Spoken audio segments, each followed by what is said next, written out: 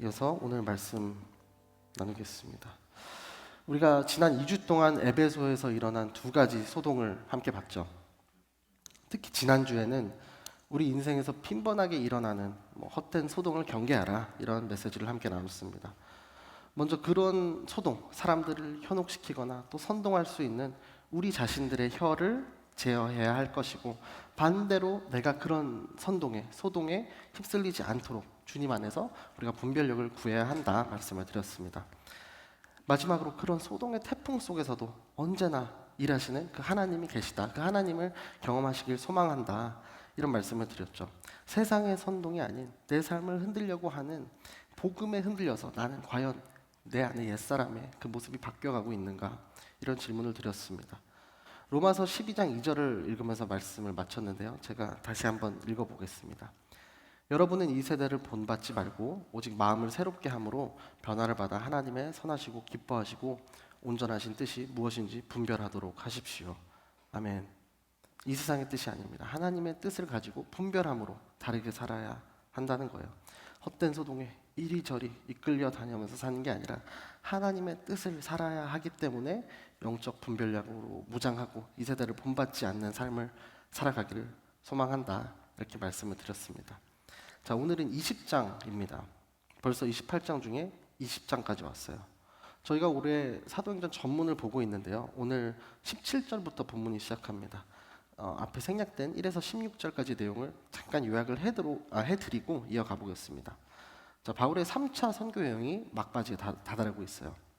먼저 그는 마케도니아와 그리스를 방문했고, 에베소에서 소동이 일어난 이후에 제자들을 격려하고 다시 떠납니다. 그곳에서도 이제 사람들을 만나고 그리스로 가서 약 3개월을 머물죠.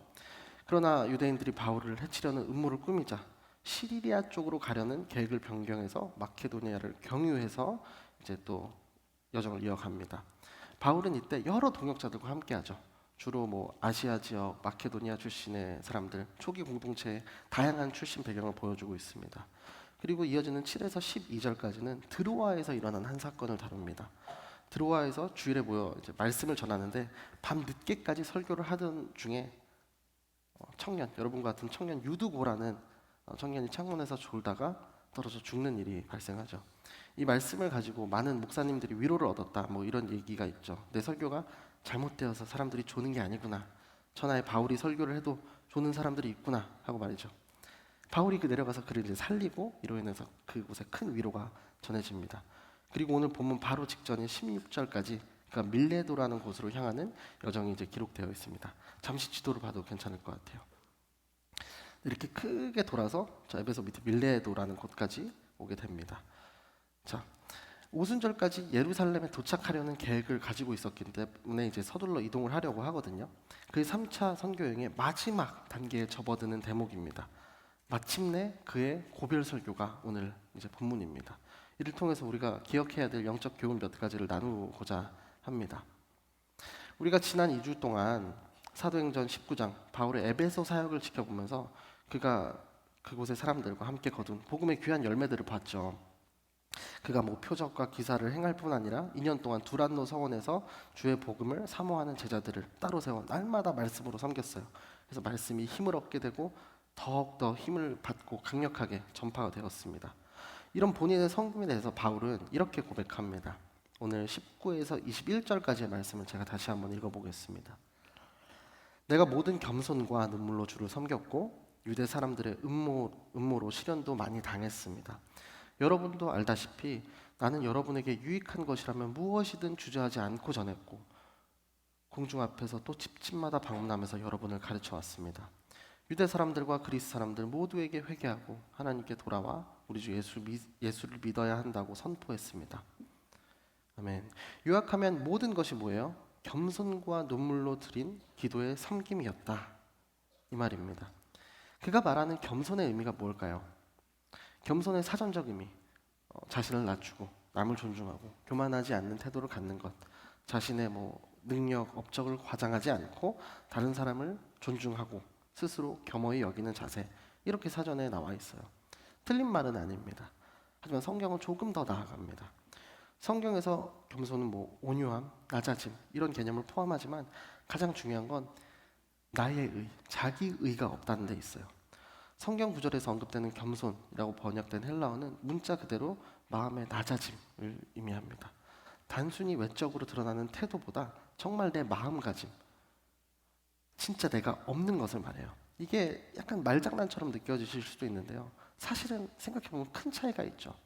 우리가 겉으로는 겸손해 보이는데도 불구하고 마음속은 교만과 오만함으로 여전히 나로 차 있을 수 있다는 사실 조금만 생각해봐도 알 수 있습니다. 여러분, 우리는 태어날 때부터 우리에게 있는 게 딱 두 가지가 있어요. 죄성이 있고요. 그렇기 때문에 필요한 구원이 있습니다. 딱 이 두 가지밖에 없어요. 우리가 스스로 뭔가를 하나님께 드릴 수 없는 존재들인 거죠. 우리는 다만 자아에 대한 죽음을 통해 그리스도 안에서 새로운 피조물로 태어날 수 있는 거예요. 빌립보서 2장 말씀 제가 가져와 봤습니다. 무엇을 하든지 이기심이나 허영으로 하지 말고 서로 겸손한 마음으로 다른 사람들을 자기보다 낮게 여기십시오. 여러분은 각자 자기 자신의 일을 돌아볼 뿐더러 다른 사람의 일도 돌아보십시오.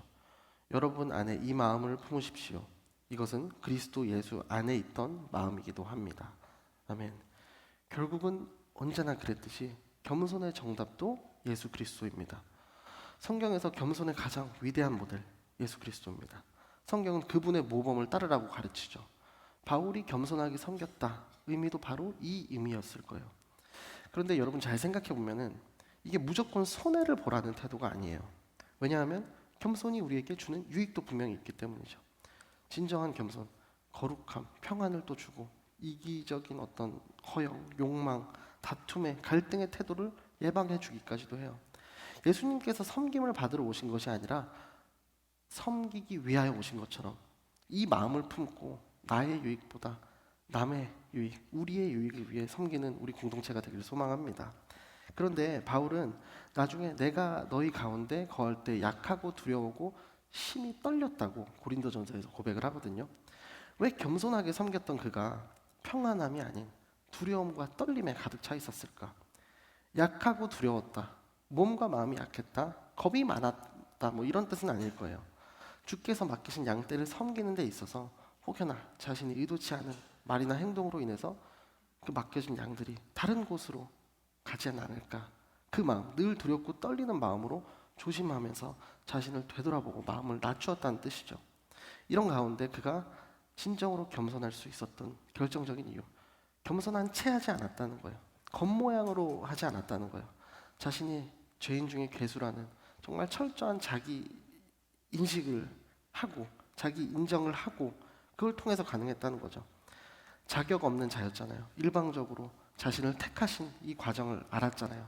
이방의 사도로 세워주신 예수님의 은혜를 그가 깨닫게 될 때 바울은 겸손하지 않을 수가 없었던 거예요. 예수님께서 뭐라고 하셨어요? 천국은 심령이 가난한 자의 것이라고 하세요. 심령이 가난하다는 것은 우리가 영적으로 아무것도 할 수 없고 이걸 온전히 인정한 자들이 영생, 구원을 상속받는다는 뜻이에요. 그렇게 겸손이라는 덕목이 그리스도인에게 필수적인 조건인 거죠. 또한 그는 눈물로 섬겼다고 합니다. 여러분 가장 최근에 언제 눈물을 흘리셨나요? 저는 성인이 된 이후에 크게 한 2번 정도 온 것 같아요. 제가 한 15년 정도 강아지를 키웠었는데 그 강아지가 20대 때 세상을 떠났어요. 그날 참 제가 그 임종을 지켜봤는데 참 상실의 눈물, 막 슬픔의 눈물이 나더라고요. 또 한 번은 제가 2년 전쯤에 타 공동체에서 아웃리치를 갔었을 때 일본이었어요. 너무나 예상치 못한 일을 겪어서 그래서 아웃리치를 시작하던 첫날 밤에 숙소에 나와서 팀장하고 서로 먼 산을 바라보면서 울었던 기억이 납니다. 편한 친구였어요. 우냐? 이러면서 서로 이게 먼 산을 보면서 막 울었어요. 그런데 바울이 말하는 눈물, 이런 그냥 슬픔의 눈물은 아니겠죠. 정말 구원받지 못한 사람들을 향한 안타까운 심경이 담긴 눈물, 그 간절함이 담긴 눈물, 이방인들을 위하여 그 복음을 전하기 위해 그 고난으로 인하여 흘린 눈물, 이런 고난의 삶 가운데서도 계속해서 경험하는 그 은혜의 눈물, 구원받는 자들이 날마다 더해지는 그 감격의 눈물, 참 복잡하고 오묘한 그것들이 담긴 눈물이었을 것 같아요. 지금 바울이 내가 이렇게 했다 생색내고 있는 게 아니잖아요. 자신의 삶을 뭐 드러내 보이고자 하는 게 아니잖아요. 이렇게 귀한 열매들 여러분들이 있을 수 있는 이유가 뭐예요? 나의 의지와 노력이 있었기 때문이다라는 게 아니죠. 오히려 이게 다 오직 주님 때문이다 라는 마음을 담긴 그 고백을 하고 있는 거죠. 고린도전서 15장 10절을 제가 읽어드리겠습니다. 그러나 오늘날 내가 나된 것은 하나님의 은혜로 된 것입니다. 내게 주신 그분의 은혜가 헛되지 않아 내가 어느 사도보다 더 많이 수고했습니다. 그러나 이것은 내가 한 것이 아니요 오직 나와 함께 하신 하나님의 은혜로 한 것입니다. 아멘. 여러분, 나의 노력과 각오로 되는 어떤 겸손, 흘려지는 눈물이 아닙니다. 내가 너무 수고해서 때로는 너무 억울해서 흘려지는 눈물도 아니에요. 모든 겸손과 눈물로 이 성도들을 섬길 수 있었던 이유, 자격 없는 자신을 향한 하나님의 은혜가 너무 값지고 큰지를 깨달았기 때문입니다. 이러한 눈물과 예수 그리스도의 겸손이 여러분의 삶에 더해지기를 축복합니다. 자, 첫 번째, 겸손과 눈물의 섬김에 대해서 바울이 이야기했습니다. 그럼 이 겸손과 눈물의 섬김이 어떻게 가능했냐? 성령의 매인 삶을 살았기 때문이다. 이렇게 이어갑니다. 22절입니다. 오늘 본문. 그리고 지금 나는 성령의 강권하심 가운데 예루살렘에 가려고 합니다. 그곳에서 내가 무슨 일을 당할지는 알 수 없습니다.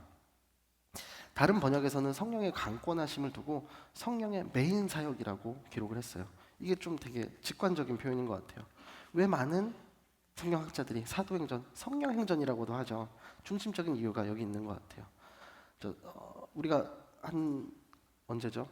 지지난달인가 사도행전 16장에 봤던 그 2차 선교 여행 기억하시나요? 원래 소아시아 선교를 원했는데 예수님의 영이 허락지 아니하셔서, 그리고 밤에 마케도니아 사람 하나가 서서 건너와서 우리를 도우라 환상을 보게 돼서 이제 확신을 하게 되죠. 그래서 바울이 원래 가지고 있던 계획을 다 내려놓고 성령님의 그 음성을 쫓아서 마케도니아, 그러니까 유럽 땅으로 첫 발을 내딛게 됩니다. 그래서 우리가 지난 계속 살펴본 바와 같이 뭐 빌립보, 데살로니가, 뭐 베레아 이어지는 마케도니아 선교를 하게 되었죠. 그만큼 바울은 철저하게 성령을 쫓아가는 사역, 내가 진짜 하나님의 말씀을 전하기 위해서 다른 것도 아니고 그걸 위해서 가지만 그것조차도 성령님께서 틀어 가신다면 순종함으로 갔어요. 이것이 어떻게 바울의 사역이 그토록 충성되고 충만한 복음의 열매를 거둘 수 있었는가에 대한 답이 될 거예요. 철저하게 성령을 쫓고 성령께 매인 순종하는 삶을 살았다 이거죠. 자, 원래는 바울이 예루살렘에 잠시 들러서 그 교회들이 모은 구제 헌금을 교회에 전달해주고 파송받았던 안디옥으로 돌아가서 머물 생각이었어요. 그런데 최종 목적이 안디옥이 아니라 예루살렘이라고 성령님이 가르쳐 주시니까 목적을 바꿨습니다. 나는 예루살렘으로 갈 거라 이렇게 얘기를 합니다. 그런데 거기서 무슨 일을 당할지는 알지 못한다고 합니다. 나는 아무것도 모른다. 사실이 아니죠. 사실 바울은 어떤 일이 벌어질지 이미 알고 있었습니다. 23절, 이어지는 23절입니다. 오직 내가 아는 것은 어떤 도시에 가든지 감옥과 고난이 나를 기다리고 있을 것을 성령께서 내게 증언해 주실 뿐입니다. 그럼에도 불구하고 내가 알지 못한다고 말한 것, 내가 가는 것이 내 뜻이 아니라는 사실을 강조하는 거죠. 바울은 사실 예루살렘으로 가서 결박과 환난에 기다리고 있는 그 길이라는 걸 다 알고 있었어요. 바울이 단순히 촉이 좋아서가 아니죠. 그렇죠? 그래서 바울이 고린도를 출발해서 마케도니아, 뭐 그 여러 성들이 있었잖아요. 베레아, 데살로니가, 빌립보를 거치면서 성령님이 계속해서 바울에게 말씀을 해주셨기 때문에 안 거죠. 그럼에도 불구하고 자신의 결단을 이제 24절에서 이야기합니다. 너무 참 유명한 구절인데 이건 좀 같이 읽어보면 좋을 것 같아요. 시작. 그러나 나는 내가 달려갈 길과 주 예수께서 내게 주신 사명, 곧 하나님의 은혜의 복음을 증언하는 사명을 다 완성하기 위해서라면 내 생명을 조금도 귀한 것으로 여기지 않습니다. 아멘. 너무나 유명한 신앙 고백이죠. 사명에 대한 고백입니다. 바울은 환난이 기다리고 있는 예루살렘 길을 내가 달려갈 길이라고 표현합니다. 반드시 자기가 가야 되는 길이라는 거예요. 바울은 왜 그 길을 가야 되는지 분명히 알고 있었죠. 주 예수께 받은 사명, 하나님의 은혜의 복음을 증언하는 일을 마치기 위함이다. 이렇게 얘기를 합니다. 그리고 그 사역을 마치기 위해서 나의 생명조차 조금도 귀한 것으로 여기지 않겠다 선포합니다. 이 복음을 전하다 죽어도 괜찮다, 목숨을 걸 만한 일이다 라는 거죠. 이것이 정말 사명 아니겠습니까? 바울은 환난이 기다리는 걸 알면서도 이렇게 갔어요. 예루살렘으로. 첫 번째 소제목이 겸손과 눈물에 대한 것이었잖아요. 겸손해야 되는 이유가 뭐라고 말씀드렸죠? 우리의 신분, 우리의 정체성 때문이에요. 우리가 죽을 수밖에 없었는데 하나님이 값없이 우리에게 구원의 은혜를 베풀어 주셨잖아요. 그리고 택한 도구로 사용해 주셨잖아요. 또 수시로 하나님이 그 가는 길에 우리와 함께 하시면서 위로와 격려를 더해 주시기 때문입니다.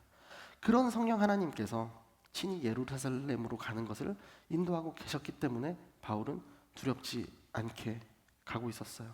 오히려 기대감으로 충만했을 거라고 저는 확신합니다.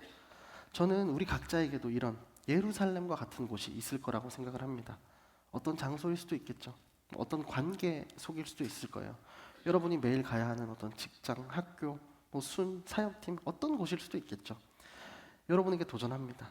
바울은 아마 이제 예루살렘에 가면 어떤 어려움이 기다리고 있다고 하지만 또 어떤 일이 벌어질까? 주님께서 어떻게 나를 인도하실까? 기도하며 갔을 거예요. 여러분도 여러분의 예루살렘이 어디일까 한번 성령님께 물어보십시오. 걱정도 들겠지만 이끄시는 성령님을 신뢰함으로 나아가 보시기를 도전합니다. 나의 사명을 위해 내가 달려갈 그 길 알려달라고, 내가 한번 가보겠다고 순종하오니 주님 함께 가주실 거죠? 다 책임져 주십시오 라는 다짐으로 나아가 보십시오. 성령에 매인다는 게 바로 이런 자세가 아닐까 싶어요. 하나님의 뜻 앞에서 내 의지를 내려놓는 거, 아무 생각 없이 사는 거, 무의지를 말하는 게 아닙니다. 내 중심의 의지를 내려놓는다는 거는 내가 원하는 것과는 근본적으로 다른 하나님의 뜻을 기대한다는 의미입니다. 내 뜻보다 나를 안전하고 완벽한 길로 인도하신 하나님의 뜻이 있음을 확신하기 때문에 우리는 따라갈 수 있는 거예요. 하나님 앞에서 나의 의지를 내려놓는 그리스도인은 그 후부터 하나님의 뜻을 이루기 위해서 나의 의지를 위하여 결단하는 것이 아니라 그 뜻을 위하여 결단을 하는 거예요. 바울은 하나님께로부터 사명, 이 은혜의 복음을 전하는 사명을 다하기 위해 조금도 자기의 생명을 귀하게 여기지 않을 거라고 선포하죠. 이 세상에 어떤 시련도, 어떤 어려움도 주님의 부르심, 그 순종하여 따르겠다는 그 거룩한 의지를 꺾을 수 없다는 뜻이에요.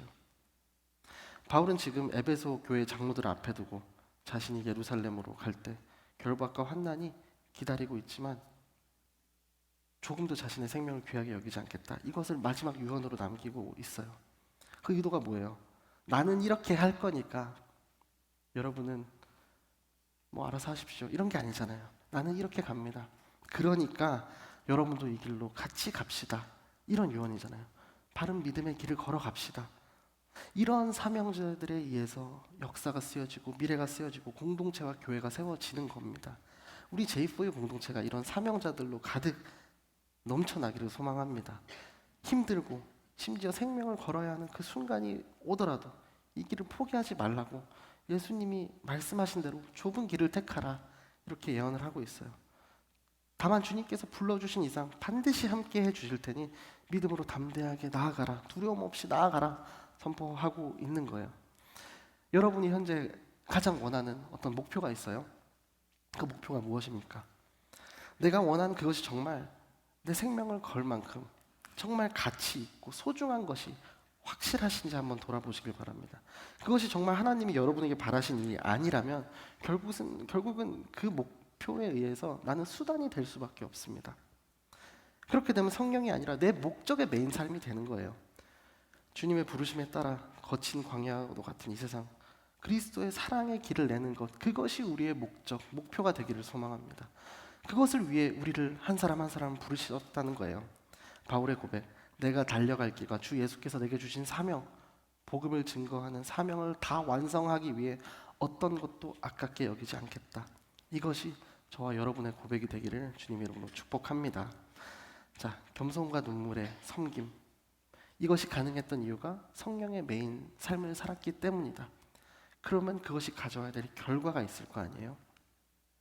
그 결과, 마지막 당부입니다. 오늘 본문 28절입니다. 여러분은 자신과 양떼를 잘 살피고 조심하십시오. 성령께서 여러분을 감독자로 세우셔서 하나님께서 자기 피로 사신 교회를 돌보게 하셨습니다. 결박과 환난이 도사리고 있는 예루살렘을 향해 길을 나선 바울, 밀레도에서 이 장로들을 향해서 마지막 유언을 남기고 있어요. 장로들에게 살피고 조심하라고 명령합니다. 근데 순서가 조금 중요한 것 같아요. 먼저는 자기 자신과 양떼를 잘 살피고 조심하십시오. 이렇게 이야기하죠. 먼저는 자기 자신이고 그 다음이 양떼입니다. 조심하라고 번역된 이 동사가 주의, 경계하다 이런 뜻을 가지고 있어요. 바울은 이 장로들이 왜 먼저 주의하고 경계해야 되는지 이유를 계속해서 이야기를 합니다. 에베소 교회, 바울에 의해 세워졌고 3년 동안이나 그 교회를 돌봤어요. 복음을 가르쳤고 세례를 베풀었고 장로를 세운 사람 다 바울이었어요. 내가 당신들을 세웠습니다. 당신들은 내가 세운 사람들입니다. 거기에 방점이 있지 않습니다. 바울은 성령님께서 그들을 에베소 교회의 감독자로 삼으셨다는 걸 분명히 하고 있어요. 감독의 역할이 남들 위해 군림하는 게 아니잖아요. 영적 리더로서의 책임이 있었어요. 동시에 복음을 먼저 안 우리들에게도 동일하게 해당되는 이야기죠. 먼저 우리를 살피는 것, 그리고 양들을 살피라고 합니다. 그런데 바울이 이제 29절에서 조금 의외의 이야기를 합니다. 내가 떠나고 나면 흉악한 이리떼 같은 거짓 선생들이 여러분 가운데 들어와 양떼를 해치려 할 것을 압니다. 흉악한 이리, 이단들, 거짓 선지자들이죠. 바울은 자신이 에베소를 떠나면 이단이나 거짓 선지자들이 이들을 미혹할 것을 이미 알고 있었어요. 자기가 떠난 뒤에 그 역할을 맡은 사람들이 이 장로들이다. 그렇기 때문에 여러분들은 먼저 단련하십시오. 여러분들에게 그 책임이 있습니다. 라고 말하는 거예요. 그리고 나서 장로들이 스스로 삼가해야 되는 더욱더 중요한 이유를 또 말합니다. 30절입니다. 또한 여러분 가운데서 또 사람들이 들고 일어나 제자들을 빼내 자기들을 따르게 하려고 진리를 왜곡할 것입니다. 자, 내가 이제 떠날 건데 나를 대신해서 여러분들이 사명을 잘 감당할 줄로 믿습니다. 덕담을 하는 것이 맞을 것 같은데, 플로우상 맞을 것 같은데 그렇지 않아요. 나보다 더 잘할 줄 압니다. 제가 기도하겠습니다. 이러지 않았어요. 바울의 말은 뭐래요? 여러분들 중에서 진리를 왜곡하는 사람들이 일어날 것이다. 이렇게 얘기합니다. 장로들이 들을 때 좀 기분이 어떻겠어요? 여러분들 가운데 그 사람들이 나옵니다. 좀 당혹스럽지 않았겠어요? 그런데 바울이 내가 떠나면은 너희 다 이제 큰일 났어. 세상 믿을 수 없는 놈들이야 라고 저주하는 게 아니죠. 여러분들 중에 누구도 그렇게 될 수 있으니까 더욱더 여러분들부터 먼저 조심하라는 거예요. 그래서 그 이후에 양떼를 잘 살피고 조심하십시오라고 이야기합니다. 영적 훈련을 게을리하지 말라는 거예요. 요한복음 마지막 장 21장에 부활하신 예수님이 나오세요. 베드로를 비롯해서 도마와 여러 제자들을 만나는 장면이 나옵니다. 제자들 낙심해서 다시 자신들의 생업으로 돌아가자 밤새 물고기나 잡자 이러고 있었어요. 그런데 한 마리도 못 잡고 허탈한 마음으로 못 들어갔을 때 해변가에서 숯불에 생선을 구워 그들에게 주고 먹이시는 예수님이 등장합니다. 그리고 베드로에게 이렇게 질문을 해요. 요한의 아들 시몬아, 내가 이 사람들보다 나를 더 사랑하느냐? 내가 주님을 사랑하는 줄 주님이 아십니다라고 고백을 합니다. 이게 3번이 반복되거든요. 그런데 거기에 결론이 좀 일반적이지 않아요. 저 빨간 글씨인데요. 나도 사랑한다. 아, 다행이다. 이런 게 아니에요. 내 양을 먹이라는 대답을 하십니다. 좀 특이하죠. 그런데 이 패턴을 사도 바울도 똑같이 사용하고 있는 거예요. 에베소 장로들을 향한 이 고별 설교를 마무리하면서 이렇게 독려를 합니다. 맡겨진 양들을 온 힘을 다해서 보살피라, 섬기라 이렇게 얘기합니다. 그렇지 않으면 어느 순간 진리를 왜곡할 수 있고 제자들을 빼내서 본인들의 입맛대로 사용하는 죄를 범할 수 있다. 이렇게 경고하는 거예요. 그럼 자, 이제 질문이 생깁니다. 마지막으로. 자, 알겠습니다. 양을 먹이는 삶을 살아야 되는데 그걸 어떻게 할 수 있습니까? 라는 질문이 여러분에게 생길 수 있겠죠. 어떻게 내 양을 먹입니까? 자, 오늘 본문 35절에서 바울이 간단한 원리를 제시합니다. 읽어보겠습니다. 이처럼 내가 모든 일에 모범을 보였으니 여러분도 약한 사람들을 도우며 주는 것이 받는 것보다 복이 있다라고 하신 주 예수의 말씀을 기억해야 합니다. 아멘. 우리 대부분의 사람들은 언제 행복해요? 사람들에게 인정을 받고 칭찬을 받고 그럴 때 행복감을 느끼죠. 하지만 성경은 이야기합니다. 더 큰 행복이 나의 것을 줄 때라고 해요. 하나님을 맞는 사람, 내가 받는 삶에서 주는 삶에 그런 삶을 살아야 된대요. 우리가 머리로는 알고 있죠. 너무나 맞는 명제이지만 하기는 쉽지 않아요. 그렇죠? 그냥 해. 웃지 마. 그냥 좀 시키는 대로 해. 하면 어떤 일도 쉽지 않죠. 그럼 왜 그래야 되는 걸까? 한번 생각을 해봅시다. 이렇게 생각해보면 어떨까요? 주는 자의 삶을 살려면 내가 하나님께 얼마나 많은 것을 받았는지 깨달으면 좀 쉽지 않겠어요?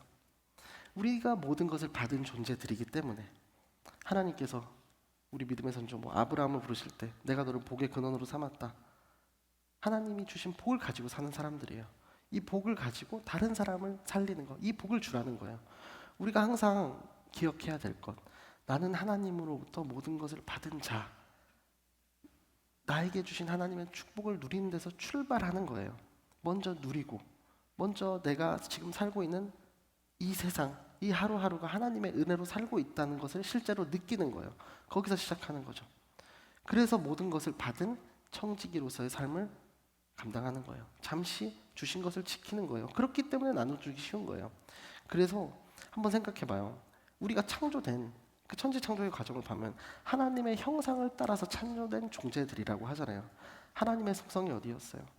창조하시고 주는 것에 있는 거예요. 하나님은 뭔가 부족해서 받기를 원하시는 분이 아닙니다. 우리가 죽을 수밖에 없을 때 하나님이 최고의 선물을 주셨잖아요. 예수 그리스도를 우리에게 주셨어요. 그리고 또 뭘 주셨어요? 성령님을 선물로 주셨습니다. 우리는 이처럼 모든 것을 받은 존재들이에요. 내 것이라고 생각하고 있는 것들, 우리가 하나님을 인격적으로 만나면 어떻게 바뀌어요? 다 하나님이 주셨구나 깨닫게 됩니다. 내 것이라는 것이 없었구나 이걸 깨닫게 돼요. 그렇기 때문에 주는 것이 쉬워지는 거예요. 이 땅에 우리가 무엇을 가지고 태어났어요? 다들 생명을 가지고 태어났잖아요. 이것도 하나님이 주신 것입니다. 이런 사실을 인정하면 주는 게 조금 더 수월해질 수밖에 없겠죠. 자, 오늘 말씀을 맺어볼게요. 바울의 고별 설교를 3가지 키워드로 한번 살펴봤습니다. 겸손과 눈물의 섬김이 있었다고 고백을 해요. 그게 가능했던 이유가 뭐래요? 성령의 강권하심, 성령의 메인 삶을 살았기 때문에. 그렇다면 이 성령의 메인 삶, 그것이 주는 결과가 무엇이어야 되냐? 여러분에게 맡겨진 양떼를 치라는 결론으로 그 말씀을 냈습니다. 양떼를 치는 삶, 양떼를 먹이는 삶을 살기 위해서는 결국 주는 자의 삶을 살아야 한다. 바울은 이렇게 강조했습니다. 나의 결단으로 주는 것이 아니라 내 것이 하나도 없기 때문에 주는 것이 마땅하다. 이것이 성경에서 말하는 주는 자가 가져야 될 굉장히 쉬운 마음가짐이에요. 세상 사람들 뭐라고요? 남들보다 조금 더 가지고 있는 거 성공이라고 하죠. 반대로 내가 가지지 못할 때 불행하다고 그렇게 봅니다. 이 기준이 사탄이 주는 기준이에요. 하나님 나라의 기준은 딱 반대라고 생각하시면 됩니다. 네 목숨을 버리면 생명을 얻겠다 하시고 심령이 가난한 자가 복이 있다고 예수님께서 말씀하셨어요. 겸손한 자가 복이 있기에 높이 되려면 섬기는 자가 되라고 반대로 말씀하십니다. 그러면 누군가 물어볼 수 있죠. 전사님 뭐부터 줘야 돼요? 뭐부터? 준다고 생각할 때 우리가 먼저 물질을 생각하기 쉽죠. 물론 의미가 너무나 있습니다. 하지만 재정적으로 어려운 사람들에게 다 내놓으라고 하시는 하나님이 아니세요. 하나님은 부족해서 필요한 분이 아니세요. 여러분의 따뜻한 말 한마디가 될 수 있어요. 배려의 한마디, 믿음의 한마디, 용기의 한마디가 그 사람을 살리기도 합니다. 어떤 물질로도 어려웠던 치유가 일어날 수 있어요. 아무리 내 모든 것을 가지고 있어도 남을 도와주지 못하는 사람이 세상 제일 가난한 사람이에요. 내가 비록 가진 것이 없어도 내가 가진 물질이든 마음이든 어떤 형태로든 남에게 줄 때 부유한 마음을 우리에게 주십니다. 주님은 이런 사람이 바로 이런 주는 자, 복 있는 사람이라고 말씀하십니다. 마지막으로 딱 한 가지 여러분에게 도전하고 마치고 싶은데 물질적인 거, 비물질적인 거, 언어 다 좋습니다.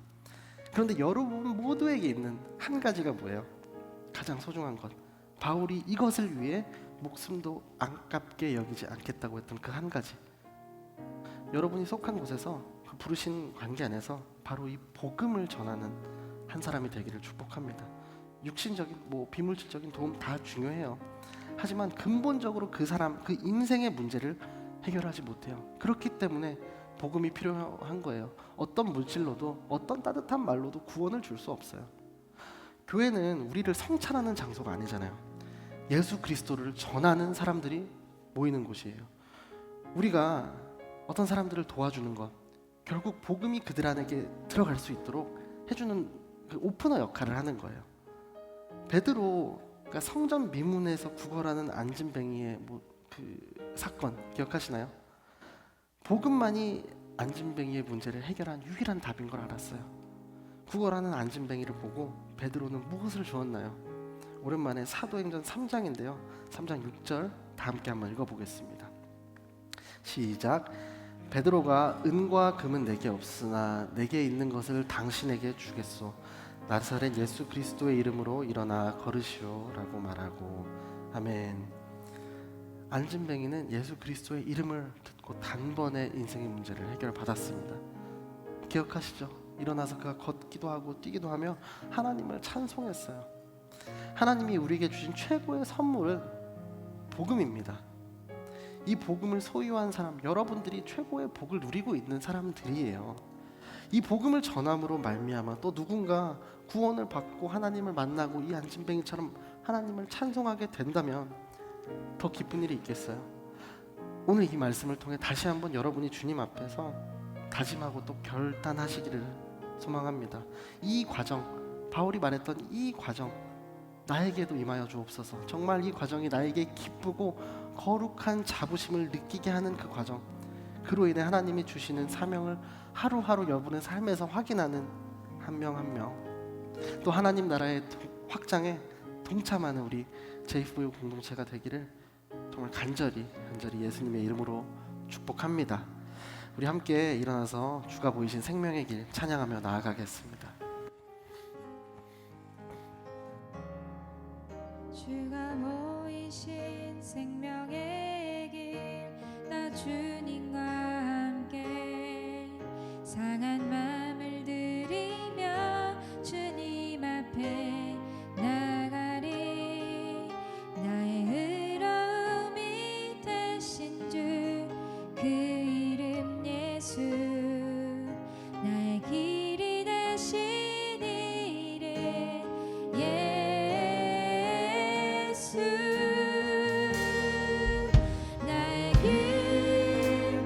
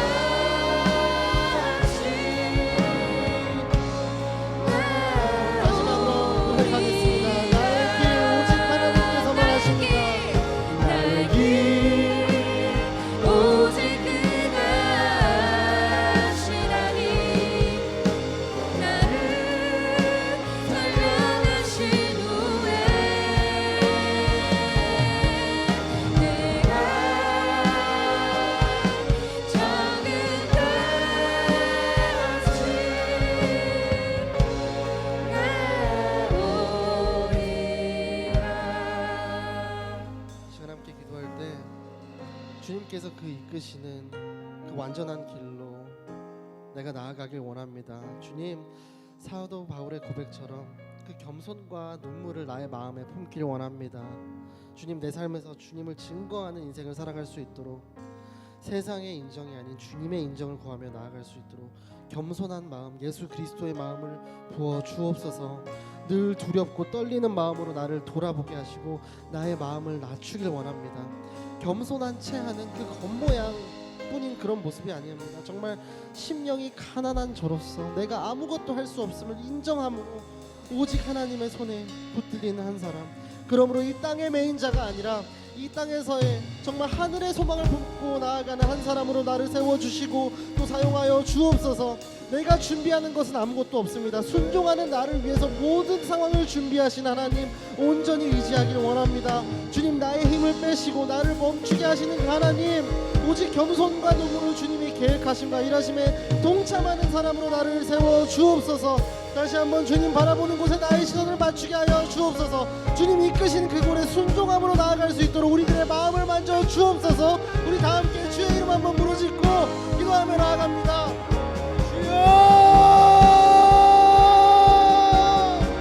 주님, 주님이 이끄시는 그 길 내가 걸어가길 원합니다. 주님, 나를 인도하여 주옵소서.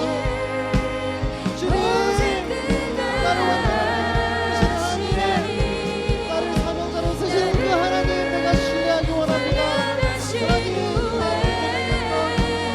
그 겸손과 눈물을 나의 마음에 품기를 원합니다. 사랑하는 하나님, 세상에서 주님을 증거하는 인생을 살아갈 수 있도록 세상의 인정이 아닌 사람의 인정이 아닌 주님의 인정을 구하며 나아갈 수 있도록 겸손한 마음으로 낮은 곳으로 나의 발걸음을 향할 수 있도록 그리스도 예수 그리스도의 마음을 부어 주옵소서.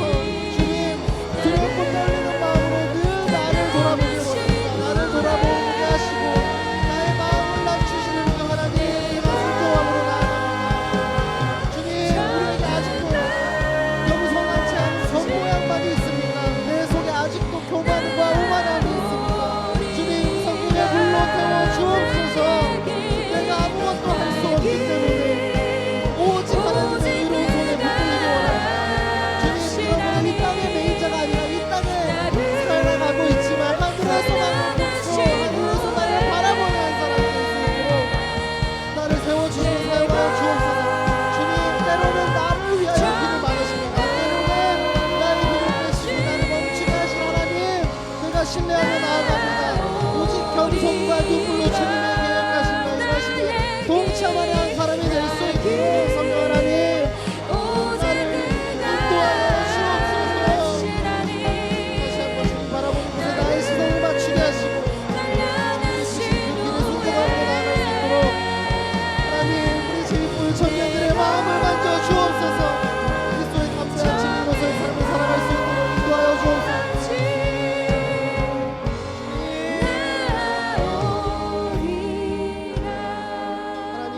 하나님, 이 시간 기도할 때 주님, 내가 성령에 매이길 원합니다. 성령님이 이끄시는 하루하루 그 인도하심에 나의 몸과 영을 온전히 의탁하길 원합니다. 주여 인도하여 주옵소서. 내가 원하는 목적에 매이는 삶이 아니라 내가 바라고 이루고 싶은 목표에 끌려가는 인생이 아니라 이 거친 광야와 같은 이 세상에서 주님이 주신 그리스도의 그 사랑의 길을 내는 사명자로서의 삶을 살아갈 수 있도록 성령 하나님, 우리의 삶을 인도하여 주옵소서. 주님이 이끄시는 그 길에 그 순종함으로 나아갈 수 있도록 우리들의 마음을 만져 주옵소서. 나를 부르신 그곳에 순종함으로 매일매일 그리스도를 증거하는 한 사람으로 나를 세워 주옵소서. 내가 달려갈 길 주님께서만 아십니다. 주님, 내가 사명을 위하여 어떤 것도 아깝지 않게 여기길 원합니다. 주님, 하나님의 은혜의 그 복음을 증언하는 사명을 다 완성하기 위하여 달려가는 한 사람, 어떤 것도 아깝게 여기지 않은 한 사람, 이것이 나의 입술의 고백이 되게 하여 주옵소서. 이것이 나의 영혼의 고백이 되게 하여 주옵소서. 우리 다 함께 주의 이름을 간절히 부르짖고 기도하며 나아갑니다. 주여, 주님, 내가 성령에 매이기 원합니다. 오늘 그가 놀라운 일을 이루시는 간섭하여 주옵소서. 주의 말씀을 내가 원하는 목적이 아니라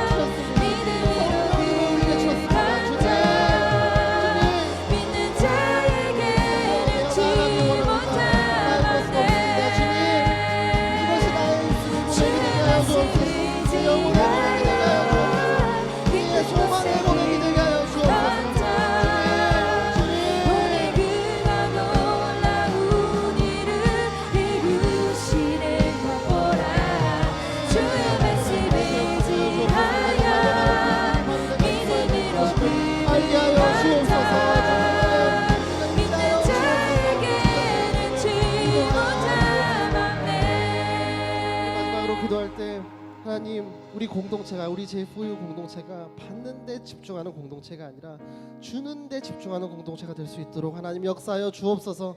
하나님이 자기 피로 사신 이 교회를 보살피는 일, 복음을 먼저 한 우리들의 역할이 무엇인지 깨달아 알게 하여 주옵소서.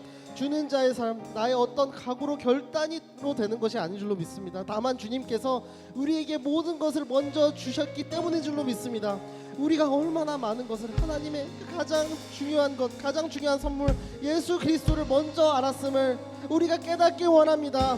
예수 그리스도를 보내주셨습니다. 성령님을 보내주셨습니다. 그리고 우리의 생명을 주셨습니다. 그리고 복음을 주셨어요. 이 복음을 내가 아는 것에서 그치지 않길 원합니다. 주님, 나를 사용하여 주옵소서. 은과 금은 내게 없으나 나사렛 예수 그리스도의 이름을 전하는 한 사람으로 나를 사용하시고 세워 주옵소서. 그리스도의 사랑을 흘려 보내는 통로로 나를 사용하여 주옵소서. 우리 마지막으로 다 함께 주의 이름 부르짖고 나를 그 사랑을 흘려 보내는 통로로 사용해 달라고 기도하며 나가겠습니다. 주여,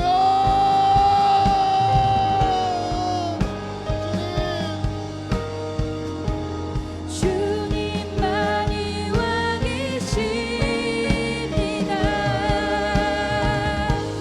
주님만이 와 계십니다.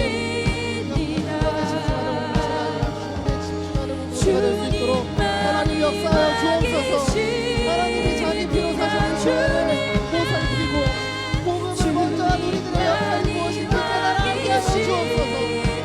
하나님, 주는 자의 삶, 나의 어떤 것이 어떤 각오로 되는 것이 아니라 다만 주님께서 우리가 모든 것을 먼저 주셨기 때문인 줄로 믿습니다.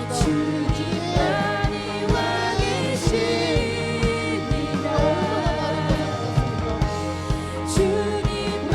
얼마나 많은 것을 받았습니까? 생명을 받았고 예수 그리스도를 받았고 성령님에 대한 말씀을 주하시고 복음을 우리에게 알게 하셨습니다. 주님, 우리 모든 것을 주시는 징계기로서의 삶을 사명을 감당해야 되는 것입니다. 주님, 정말 복음을 주님까지 정말 나는 사랑하고 거룩한 자부심을 느끼게 하시고 하나님이 주시는 사명을 하루하루 기억하며 주옵소서.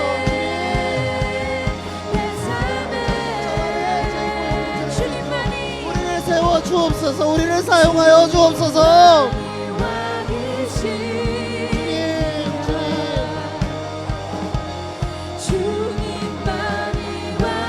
주님만이 나를 멈추게 하시고 가게 하시는 분이십니다. 주님의 음성에 따라가길 원합니다. 주님의 명대로 따라가길 원합니다. 우리가 왜 갑니까? 우리가 조건이 되어서가 아닙니다. 주님 주길 원합니다. 우리를 위해 모든 것을 내어주셨던 예수 그리스도를 기억하길 원합니다. 생명도 조금도 아깝지 않게 여겨주셨습니다. 그 마음을 품고 우리에게 주신 것, 가장 소중한 그 복음을 전하는 그리스도의 담대한 증인으로서의 삶을 살아가길 원합니다. 주여 인도하여 주옵소서. 주여 인도하여 주옵소서. 주여 인도하여 주옵소서. 주여 인도하여 주옵소서.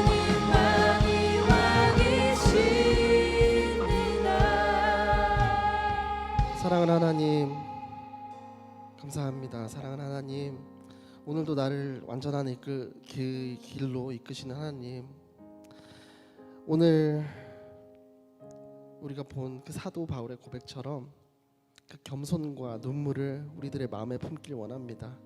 주님, 사람들의 인정, 세상의 인정이 아닌 주님의 인정을 구하며 낮은 곳으로 겸손한 마음을 가지고 갈 수 있도록 성령 하나님, 우리 청년들에게 그리스도의 마음을 부어 주옵소서. 우리가 겉모양뿐인 겸손이 아니라 정말 심령이 가난한 자로서 내가 아무것도 할 수 없는 사람임을 인정함으로써 하나님의 의로운 손에만 붙들려 살아가는 한 사람, 이 땅에 매여 있는 자가 아니라 내 삶의 목표, 내 삶의 목적에 이끌려가는 사람이 아니라 이 땅에 있지만 하늘의 소망을 품고 또 보며 살아가는 한 사람, 그런 사람으로 나를 세워주시고 사용하여 주옵소서. 주님, 우리가 준비하는 것이 아닙니다. 다만 순종하는 나를 위해서 모든 상황을 준비하신 하나님을 내가 온전히 바라보길 원합니다. 그렇기 때문에 때론 나의 길을 막으시기도 합니다. 나의 힘을 빼시고 나를 멈추게도 하십니다.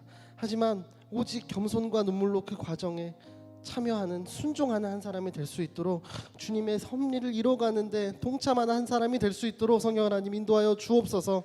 주님, 내가 성령에 매이길 원합니다. 성령님이 이끄시는 하루하루의 인도하심에 나의 몸과 영을 온전히 의탁하기 원합니다. 주여 인도하여 주옵소서. 내 목적이 매이는 삶이 아니라 내가 바라는 어떤 목표에 이끌려가는 인생이 아니라 주님, 이 세상에서 주님 주신 그리스도의 사랑의 길을 내는 사명자로서의 삶을 살아갈 수 있도록 인도하여 주옵소서. 그 사명을 위하여 나의 어떤 것도 아깝게 여기지 않길 원합니다. 주님, 우리가 받는 것이 아니라 주는 데 집중하는 공동체가 되길 원합니다. 하나님이 자기 피로 사신 이 교회를 보살피는 일, 복음을 먼저 한 우리가 해야 되는 그 사명이 무엇인지 깨달아 알게 하여 주옵소서. 주님, 우리의 어떤 능력으로, 우리의 어떤 각오로, 결단으로 되는 것이 아닙니다. 다만 주님께서 우리에게 모든 것을 먼저 주셨기 때문인 줄로 믿습니다. 우리가 살아가는 것, 우리의 생명, 하나님의 가장 소중한 것, 예수 그리스도, 성령님, 복음을 먼저 안 자드립니다. 주님, 이 복음을 내가 아는 것에서 그치지 않길 원합니다. 주님, 나를 사용하여 주옵소서. 은과 금은 내게 없으나 나사렛 예수 그리스도의 이름을 전하는 한 사람, 그리스도의 사랑을 흘려보내는 통로로 나를 사용하여 주옵소서. 주님, 우리 제이포유 청년들이 하나님께서 부르신 그곳에서 세상의 빛과 소금의 역할을 감당할 수 있도록 기름 부어 주옵시고, 그러므로 말미암아 하나님 나라의 확장에 동참하는 제이포유 공동체가 될 수 있도록 성령 하나님 인도하여 주옵소서. 그렇게 우리를 가장 선한 길로 이끄신 하나님께 모든 것 맡겨드리며 살아계신 예수 그리스도 이름으로 기도합니다. 아멘. 우리의 기도를 듣시는 하나님께 영광의 박수 올려드리겠습니다.